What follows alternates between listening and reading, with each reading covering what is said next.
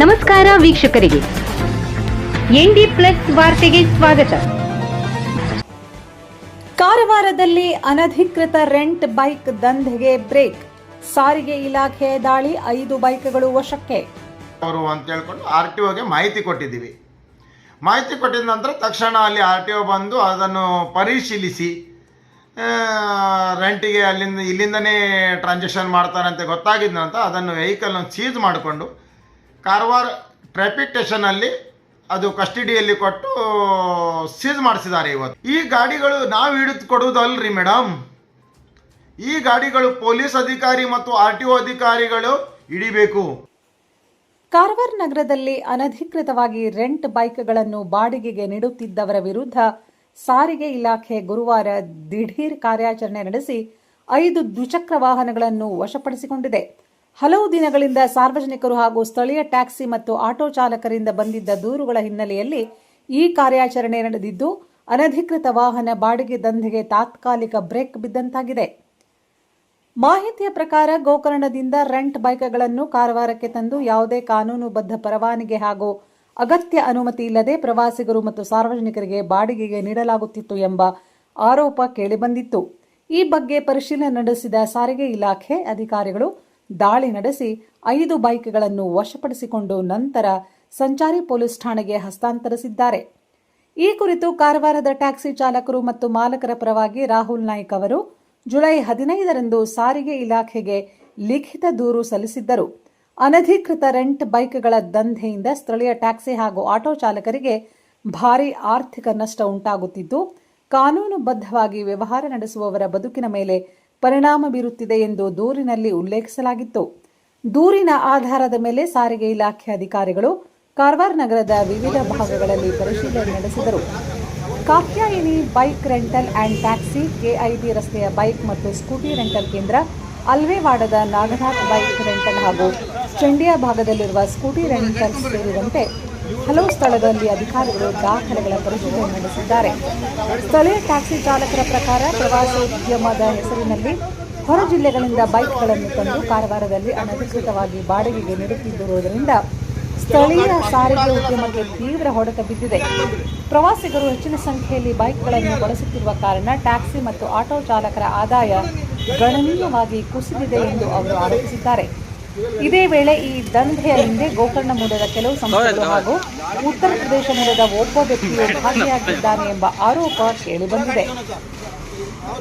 ಆದರೆ ಈ ಕುರಿತು ಸಂಬಂಧಪಟ್ಟ ಅಧಿಕಾರಿಗಳಿಂದ ಇನ್ನೂ ಯಾವುದೇ ಅಧಿಕೃತ ಮಾಹಿತಿ ಅಥವಾ ದೃಢೀಕರಣ ಹೊರಬಂದಿಲ್ಲ. ಸ್ಥಳೀಯ ಆಟೋ ಚಾಲಕರ ಸಂಘವು ಈ ವಿಚಾರದಲ್ಲಿ ಕಠಿಣ ಕ್ರಮ ಕೈಗೊಳ್ಳುವಂತೆ ಸರ್ಕಾರ ಮತ್ತು ಸಾರಿಗೆ ಇಲಾಖೆಯನ್ನು ಒತ್ತಾಯಿಸಿದೆ. ಕಾನೂನು ಬಾಹಿರವಾಗಿ ವಾಹನ ಬಾಡಿಗೆ ವ್ಯವಹಾರ ನಡೆಸುವವರ ವಿರುದ್ಧ ನಿರಂತರ ಕಾರ್ಯಾಚರಣೆ ನಡೆಸಿ ಸ್ಥಳೀಯರ ಜೀವನೋಪಾಯವನ್ನು ರಕ್ಷಿಸಬೇಕು ಎಂದು ಅವರು ಆಗ್ರಹಿಸಿದ್ದಾರೆ. ಸಾರಿಗೆ ಇಲಾಖೆ ಅಧಿಕಾರಿಗಳು ಮುಂದಿನ ದಿನಗಳಲ್ಲಿಯೂ ಅನಧಿಕೃತ ವಾಹನ ಬಾಡಿಗೆ ವ್ಯವಹಾರಗಳ ಕುರಿತು ವಿರುದ್ಧ ಕಾರ್ಯಾಚರಣೆ ಮುಂದುವರಿಸಲಿದ್ದು, ನಿಯಮ ಉಲ್ಲಂಘಿಸುವವರ ವಿರುದ್ಧ ಕಾನೂನು ಪ್ರಕಾರ ಕ್ರಮ ಕೈಗೊಳ್ಳಲಾಗುವುದು ಎಂದು ತಿಳಿಸಿದ್ದಾರೆ. ಒಟ್ಟಾರೆ ಕಾರವಾರದಲ್ಲಿ ನಡೆದ ಈ ಕಾರ್ಯಾಚರಣೆ ಅನಧಿಕೃತ ರೆಂಟ್ ಬೈಕ್ ದಂಧೆ ವಿರುದ್ಧದ ಮಹತ್ವದ ಕ್ರಮವೆಂದು ಪರಿಗಣಿಸಲಾಗಿದ್ದು, ಮುಂದಿನ ದಿನಗಳಲ್ಲಿ ಇಂತಹ ಅಕ್ರಮ ಚಟುವಟಿಕೆಗಳ ಮೇಲೆ ಇನ್ನಷ್ಟು ಕಟ್ಟುನಿಟ್ಟಿನ ನಿಗಾ ಇರಬೇಕೆಂಬ ಒತ್ತಾಯ ಸಾರ್ವಜನಿಕರಿಂದ ಕೇಳಿಬರುತ್ತಿದೆ. ಕಾಂತಾಯಿನಿ ಬೈಕ್ ರೆಂಟಲ್ ಹೆಸರಲ್ಲಿ ನಿಯರ್ ಸವಿತಾ ಹೋಟೆಲ್ ಸಾಹಿಲ್ ಅಂತೇಳಿ ವ್ಯಕ್ತಿ ಬೈಕ್ ರೆಂಟಿಗೆ ಕೊಡ್ತಾ ಇದ್ರು. ಇವರು ಸುಮಾರು ಒಂದು 20-25 ಬೈಕನ್ನು ತಂದಿಟ್ಟು ಗೋಕರ್ಣದಿಂದ ಇಲ್ಲಿ ತಂದಿಟ್ಕೊಂಡು ಇನ್ಲೀಗಲಿ ಆಗಿ ಇಲ್ಲಿ ಈ ದಂಧೆಯನ್ನು ನಡೆಸ್ತಾ ಇದ್ರು. ಈ ವಿಷಯ ನಮಗೆ ಒಂದು 15 ದಿನ ಮುಂಚೆ ನಾವು ಒಂದು ಪ್ರೈವೇಟ್ ಗಾಡಿ ಹಿಡಿದಿದ್ದೀವಿ, ಇದು ಸೆಲ್ಫ್ ಡ್ರೈವ್ ಕೊಡುವುದು. ಆ ವಿಚಾರವಾಗಿ ಇವರಿಗೆ ಹಾಗೆ ನಿಮಗೆ ಸಂಪರ್ಕ ಆಯಿತು ಅಂತ ಹೇಳಿದ ವಿಚಾರವಾಗಿ ಈ ವ್ಯಕ್ತಿ ನಮಗೆ ಹೇಳಿದ್ದಾರೆ. ಈ ಸಾಹಿಲ್ ಅಂತೇಳಿ ಕಾಂತಾಯಿನಿ ಬೈಕ್ ರೆಂಟಲ್ ಹೆಸರಿನಲ್ಲಿ ಇರುವಂಥ ವ್ಯಕ್ತಿ ನಮಗೆ ಇವ್ರದ್ದು ರೆಫರೆನ್ಸ್ ಕೊಟ್ಟಿದ್ದರು. ಹಿಂಗಂದ್ರೆ ಹಾಗಾದ್ರೆ ಈ ಸಾಹಿಲ್ ಅಂದರೆ ಯಾರು ಅಂತೇಳಿ ಹುಡುಕಿದಾಗ ಇವ್ರು ನೋಡಿದರೆ 1 ವರ್ಷದಿಂದ ಕಾರವಾರಲ್ಲಿ ಸುಮಾರು 25 ಬೈಕನ್ನು ಇಟ್ಕೊಂಡು ದಂಧೆ ಮಾಡ್ತಾ ಇದ್ದಾರೆ. ಮತ್ತು ಸುಮಾರು ನನ್ನ ಪ್ರಕಾರ ಒಂದು 5 ಅಂತೂ ಮಿನಿಮಮ್ ಪರ್ ಡೇ ಅವರು ರೆಂಟಿಗೆ ಕೊಡ್ತಾಯಿದ್ರು. ಸಾಧಾರಣ 5ರಿಂದ 10 ಆದರೂ ಮಿನಿಮಮ್ ನೀವು ಆ ಬೈಕನ್ನು ತೊಗೊಂಡು ಎಲ್ಲಿ ಬೇಕಾದ್ರೂ ತಿರುಗಾಡ್ಬೋದು, ಹೊರತು ಕಾರವಾರಲ್ಲಿ ಕಚೇರಿ ಮಾಡ್ಕೊಂಡು ಇಲ್ಲಿಂದ ಹ್ಯಾಂಡ್ ಓವರ್ ಮಾಡುವಂಥ ಕೆಲಸ ಮಾಡಲಿಕ್ಕೆ ಆಗಲ್ಲ ಅಂತ ಹೇಳಿದ ಕೂಡಲೇ ಅವರಿಗೆ ತಿಳಿಸಿದಂತ ಅವರು ನಮಗೆ ಆಶ್ವಾಸನೆ ಕೊಟ್ಟರು. ಆಯಿತು, ನಾವು ಇದು ಬೈಕ್ ರೆಂಟಲ್ ದಂಧೆಯನ್ನು ಇಲ್ಲಿಂದ ನಡೆಸೋದಿಲ್ಲ, ನಾವು ಬಂದ್ ಮಾಡ್ತೀವಿ ಅಂತ ಹೇಳ್ಕೊಂಡು. ಆದರೆ ಇವರು ಒಳಗಿಂದೊಳಗೆ ಬೈಕ್ ರೆಂಟಲ್ ದಂಧೆಯನ್ನು ನಡೆಸ್ತಾ ಇದ್ರು. ಇದೂ ಮಾಹಿತಿ ನಮ್ಗೆ ಬಂತು. ಆಮೇಲೆ ನಾವು RTOಗೆ ಕಂಪ್ಲೇಂಟ್ ಕೊಟ್ಟಿದ್ದೀವಿ, ಈ ರೀತಿ ಬೈಕ್ ರೆಂಟಲ್ ದಂಧೆ ಇಲ್ಲಿಗಲಿ ಆಗಿ ನಡೀತಾ ಇದೆ ಮತ್ತು ಇದರ ಬಗ್ಗೆ ಕ್ರಮ ತಗೊಳ್ಬೇಕು ತಾವು ಅಂತ ಹೇಳ್ಕೊಂಡು. ಆ ಒಂದು ಸವಿತಾ ಹೋಟೆಲ್ ನಿಯರ್ ಆ ಫುಟ್ಪಾತಲ್ಲಿ ಸುಮಾರು ಒಂದು 5 rental bike Gokarna passing KA47 ಇದ್ದ ಬೈಕ್ಗಳು ಅಲ್ಲಿತ್ತು. ಆಮೇಲೆ ನಾವು ಅದನ್ನು ಹಿಂಗೆ ಇದು ಸರ್ ಇಲ್ಲಿ ಇದ್ದಾವೆ ವೆಹಿಕಲು, ಇವತ್ತು ನಿಮಗೆ ಬಂದರೆ ಇಲ್ಲಿ ರೆಡ್ ಹ್ಯಾಂಡ್ ಆಗಿ ಸಿಗ್ತಾರೆ ಅವರು ಅಂತ ಹೇಳ್ಕೊಂಡು RTOಗೆ ಮಾಹಿತಿ ಕೊಟ್ಟಿದ್ದೀವಿ.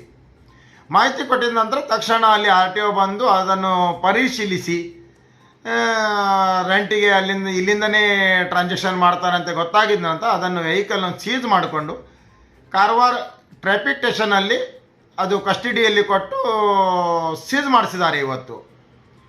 ಆದರೆ ನಾವು ಪ್ರತಿಯೊಂದು ಗೋಕರ್ಣದ ರೆಂಟಲ್ ಬೈಕಿಗೆ ಹೇಳಲಿಕ್ಕೆ ಬಯಸ್ತೀನಿ ಇವತ್ತು ಏನಂದರೆ, ನಿಮಗೆ ಗೋಕರ್ಣಲ್ಲಿ ಪರವಾನಗಿ ಕೊಟ್ಟಿದ್ದಾರಲ್ಲ, ಗೋಕರ್ಣಲ್ಲಿ ಬಿಸ್ನೆಸ್ ಮಾಡಿ, ನೀವು ಯಾರು ಏನೂ ಹೇಳುವುದಿಲ್ಲ ನಿಮಗೆ.